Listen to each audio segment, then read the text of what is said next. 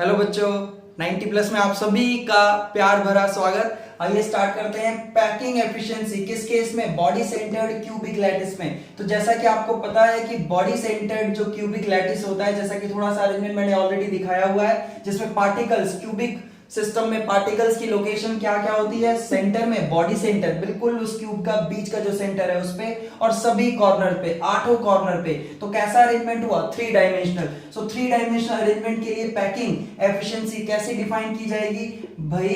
Total volume, ठीक है, volume available या volume of unit cell. Available को हम ऐसे भी लिख सकते हैं, unit cell, total volume of unit cell, और उसमें से ऑक्यूपाइड वॉल्यूम कितना है? ऑक्यूपाइड वॉल्यूम, ठीक, जो एटम्स ने ऑक्यूपाई किया। और ये आप फ्रैक्शन है जो आप सीधे ही परसेंटेज में कन्वर्ट कर सकते हैं 100 से मल्टीप्लाई करके। तो अब यहाँ पे सिंपल समझा जाए कि सर इसका क्या मतलब है। तो जैसे ही हम बॉडी सेंटर्ड की बात करते हैं ना, तो एटम कहां कहां है? एट ऑल कॉर्नर्स, ठीक है। लोकेशन ऑफ एटम्स कहां है भाई? Location of atoms. तो एटम्स की पोजीशन बॉडी सेंटर में कहां कहां होती है? All corners plus body centre. So जैसा कि आप यहां पे देख सकते हैं, जो ये वाला एटम है ये आपका बॉडी सेंटर वाला है, और बाकी क्या आप 8 एटम देख सकते हैं आपके कॉर्नर्स पे। तो इस हिसाब से कितने लैटिस पॉइंट्स हुए हमारे इसमें? तो लैटिस पॉइंट मतलब जिनसे ये स्ट्रक्चर मिलके बना हुआ है। तो आप देख सकते हैं एक बॉडी सेंटर का एटम और 8 कॉर्नर आपके, मतलब 8 एटम कॉर्नर पे हैं। तो टोटल पॉइंट्स मतलब एटम्स की संख्या जो है, प्रेजेंट एटम्स की संख्या कितनी है? 9। बट ध्यान रहे ये लैटिस पॉइंट्स हैं, यानी कि हर एक पॉइंट आपका कहां कहां पे एटम प्रेजेंट है। But total number of atoms हमें जैसा कि पता है, number of atoms per unit cell. आपको याद है कैसे निकालते थे? Per unit cell. So that is of course corner का कंट्रीब्यूशन, इट इज 1/8।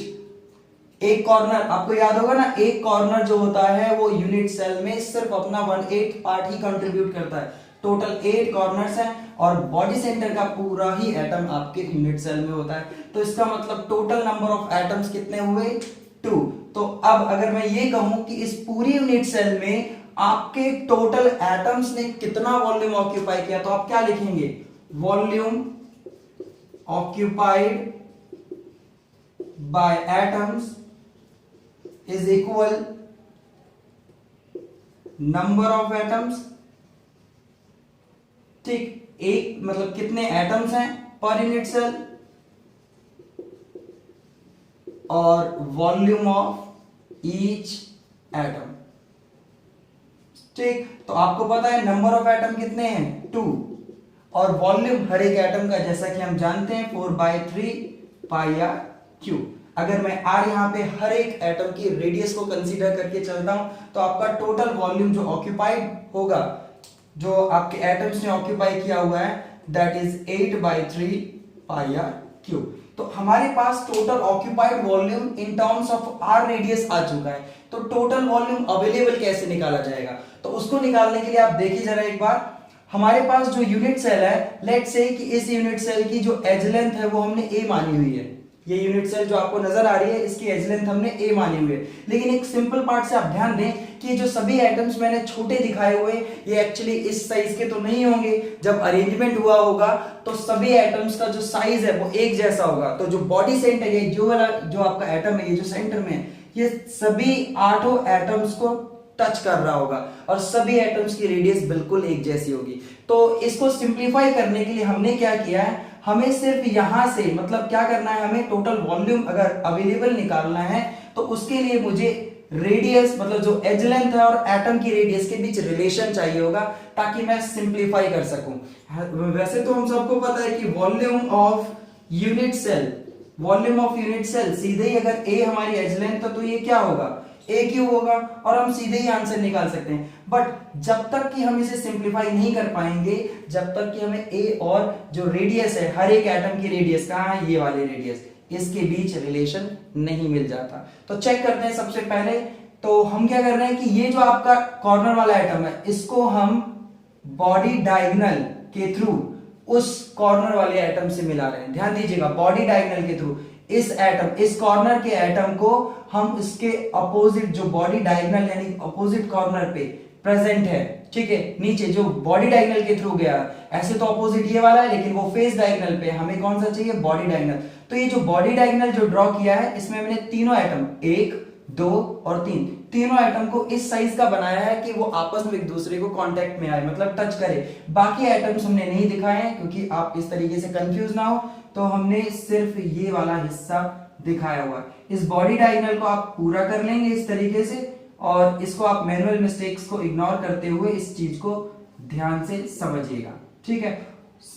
एज्यूम करना है कि ये सेंटर से आपका पास होगा। तो इस तरीके से आप देखिए, अगर मैं इसको ए, इस वाले पार्ट को बी से असाइन कर दूं और ये जो लाइन है इसको सी और इस वाले हिस्से को इस तरीके से मिला दूं, तो आप देखिए आपको एक राइट ट्रायंगल देखने को मिलेगा, that is A B C. तो ये वाला हिस्सा आप जरा देखिए, ठीक, ये आपको पता है एज लेंथ है, ये वाली भी जो यहां से यहां तक का होगा ये भी एज लेंथ है। तो आप अगर यहां से देखें तो ए बी किस तरीके से निकालेंगे, A B square is equal to A C square plus B C square. तो आपको क्या करना है, इस ए बी की वैल्यू निकालनी है एज लेंथ की टर्म में। तो ए बी इज इक्वल, ए सी कितना दे रखा है, yes of course it is a, तो ए स्क्वायर प्लस, अब आप देखेंगे ये वाला जो पार्ट है बिल्कुल नीचे वाले फेस पे जो बना हुआ है, ये नीचे वाले फेस पे आप देख रहे हैं, मैं लाइन अंडरलाइन कर रहा हूं इसको, ये वाले फेस पे जो बना हुआ है ये आपका लोअर या बॉटम फेस है, इसका डायगोनल है। तो फेस डायगोनल इन दोनों के थ्रू आप जब निकालते हैं सो इट इज √2a, मतलब ये √2a आएगा। तो यहां पे मैं लिख देता हूं जो आपका ये बॉडी डायगोनल है, इट इज सिंपल √2a, देख सकते हैं। फेस डायगोनल आप सीधे ही पाइथागोरस थ्योरम के अकॉर्डिंग इस तरीके से इन दोनों पार्ट्स के अकॉर्डिंग निकाल सकते हैं। तो फाइनली ए बी जो हमारे पास आएगा, ए बी स्क्वायर, वो आप देख सकते हैं ए स्क्वायर और ये आपका 2a square which is equal to 3a square. और फाइनली ए बी की जो लेंथ, मतलब ए बी की जो लेंथ आएगी वो आप देख सकते हैं √3a होगी, कितनी, √3a। ऑफ कोर्स एक और चीज, अगर आप रेडियस की टर्म में इसे देखें बच्चे, आप चेक करें एक बार, आप 3 एटम्स की रेडियस को काउंट करें, 1 ये 2 और आपका इस वाले एटम की रेडियस भी r, तो ए बी एक और also A B is equal 4r। तो इसका मतलब क्या हुआ, इसका मतलब ये हुआ कि आप लिख सकते हैं 4r इज इक्वल √3a।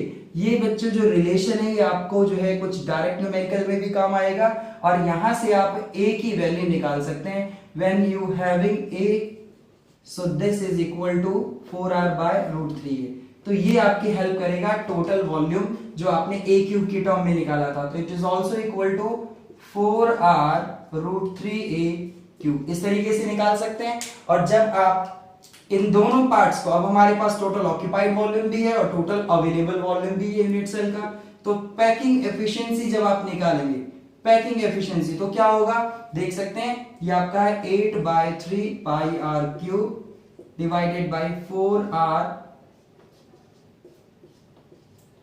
जब आप इस वाले पार्ट को सॉल्व करते हैं, कंप्लीटली सॉल्व जब करेंगे, पाई की वैल्यू आपको पता होती है 3.14, और यहां से r क्यूब से r क्यूब कैंसिल हो जाएगा। जब आप √3 की वैल्यू जब आप प्लेस करेंगे 1.72, तो जब ये वैल्यू आप डालेंगे ऑलमोस्ट 73 होती है, तो आप 73 भी यूज कर सकते हैं, नो प्रॉब्लम, ठीक। तो उस टाइम पे आपका कंप्लीट आंसर आएगा 68% सही कैलकुलेशन से। और आप डायरेक्ट अगर याद कर लेंगे तो बेटर होगा, ऐसा जरूरी नहीं है कि आपको मल्टीप्लाई या डिवाइड करके दिखाना होगा। तो 68%, तो इसका मतलब हुआ कि इस अरेंजमेंट में, यानी कि बॉडी सेंटर्ड क्यूबिक अरेंजमेंट में टोटल ऑक्यूपाइड स्पेस कितना है, 68%। तो इस हिसाब से आप बता सकते हैं फ्री स्पेस कितना होगा। ऑफ कोर्स यहाँ पे जगह की कमी पड़ रही है, तो फ्री स्पेस इस हिसाब से अगर आपसे पूछा जाए तो आप सीधे ही कहेंगे इट इज 32%। तो सीबीएसई में तो नॉर्मली कंप्लीट आपको ड्राइव करके दिखाना होगा, लेकिन किसी भी एंट्रेंस के लिए आपको कुछ एक रिजल्ट, जैसे आपको ये पता होना चाहिए कि रेडियस ऑफ एटम, ये आपका जो r है, this is the radius of atom and a is the unit cell, इसके बीच रिलेशन क्या है। साथ ही साथ आपको ये जरूर पता होना चाहिए कि ऑक्यूपाइड स्पेस कितना है और फ्री स्पेस कितना है। टोटल वॉल्यूम ऑक्यूपाइड क्या है देख सकते हैं, एटम्स द्वारा टोटल वॉल्यूम कितना ऑक्यूपाई किया गया। तो ये छोटी छोटी चीजें हैं जो आप ध्यान से देखिएगा और इनको समझते हैं।